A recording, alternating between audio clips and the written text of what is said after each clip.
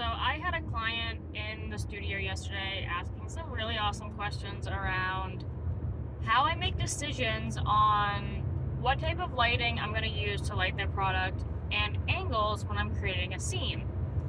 So when we're working with lighting, I always look at the product, I look at the materials, and I'm also looking at what's trending in the market.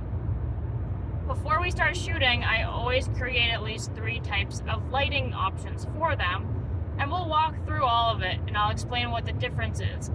Maybe I'm giving them lighting that has a harsher shadow, or maybe there's going to be a reflection on the side of the product that's going to give it a little bit more depth, and we'll talk through what are all the pros and the cons.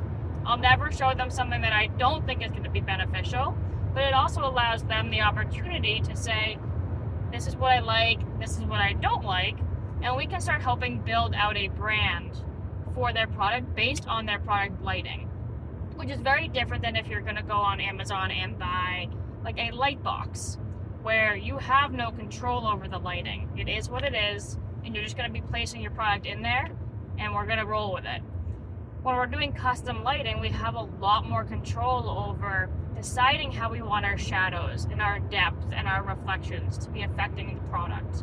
And then once we make those decisions, we can roll that through on all of the products today, tomorrow, if they launch a new line in 6 months. We can keep that consistency rolling. And then when it came to angles, there's some really typical angles that food photography or photography in general that you're going to be thinking about. The first one is going to be a lower angle, slightly straight on, which is around 25 degrees. Then as you move up, you're going to get closer to a 45 degree angle, and then 90, which is going to be straight overhead. So one way I like to explain to them is height and depth. So imagine you're going to be taking photos of a stack of cookies or a stack of pancakes.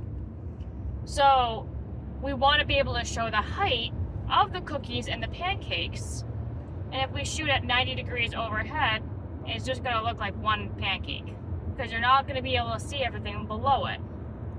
So then if we want to be showing a lot of the depth, you're going to be shooting most likely at a 45 degree angle or a 25, depending on what your setup is. For something that's using height, I often would suggest to be closer to a 45 degree angle because it's going to give you a really nice depth of field, and it's also going to be able to work with your height really nicely.